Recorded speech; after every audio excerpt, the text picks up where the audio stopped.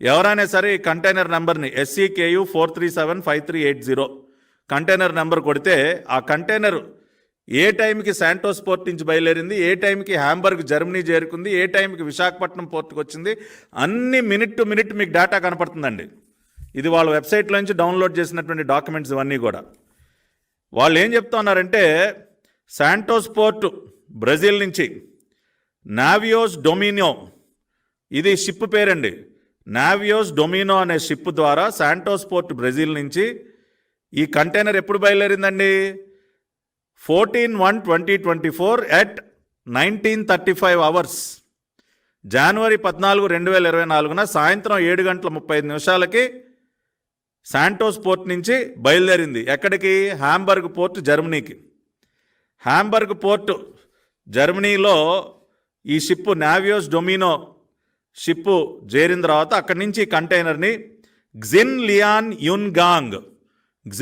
యున్గాంగ్ అనే షిప్లోకి మార్చి దాన్ని విశాఖపట్నం పంపించడం జరిగింది.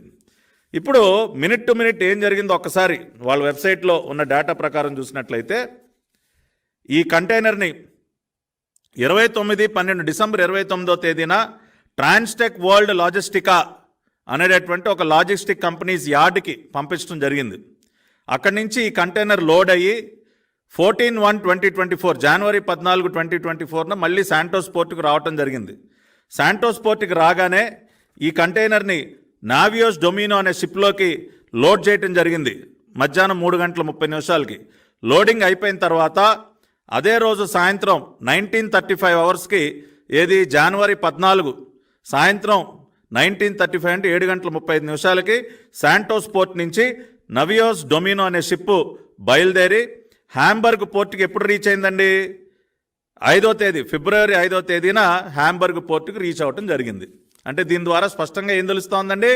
జనవరి 14 సాయంత్రం 7:35 శాంటోస్ పోర్ట్ నుంచి కంటైనర్ బయలుదేరిపోయింది. కానీ సంధ్యా యాక్ వాళ్ళు ఏం చెప్తా ఉన్నారు?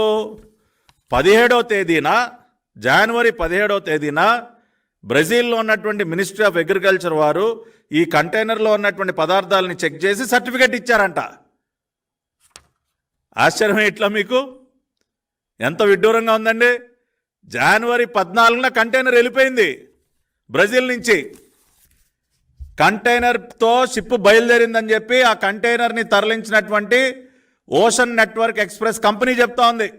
జనవరి 14 సాయంత్రం 7:35 కంటైనర్ శాంటోస్ పోర్ట్ నుంచి బయలుదేరి వెళ్ళిపోయిందని ఇంత క్లియర్గా ఆ కంపెనీ చెప్తా ఉంటే పాపం సంధ్యా యాక్ వాళ్ళు ఏం చెప్తా ఉన్నారండి? 17 Brazil government of agriculture ministry of agriculture వారు 17 సర్టిఫికెట్ ఇచ్చారంట. అంటే కంటైనర్ తీరం దాటి బ్రెజిల్ తీరం దాటి వెళ్ళిపోయిన తర్వాత ఏం చెక్ చేశారు సార్? వచ్చి ఎలా చెక్ చేస్తారు సార్? ఇవాళ మేము అడుగుతా ఉన్నాం సంధ్యా ఆక్వా ఎక్స్పోర్ట్స్ కంపెనీ వారిని, కోనం వీరభద్ర వారిని, కోనం పూర్ణచంద్ర వారిని, వారిద్దరిని వెనకుండి నడిపిస్తున్నటువంటి విజయసాయిరెడ్డి కానీ జగన్ రెడ్డి డ్రగ్ మాఫియాని అడుగుతా ఉన్నాం.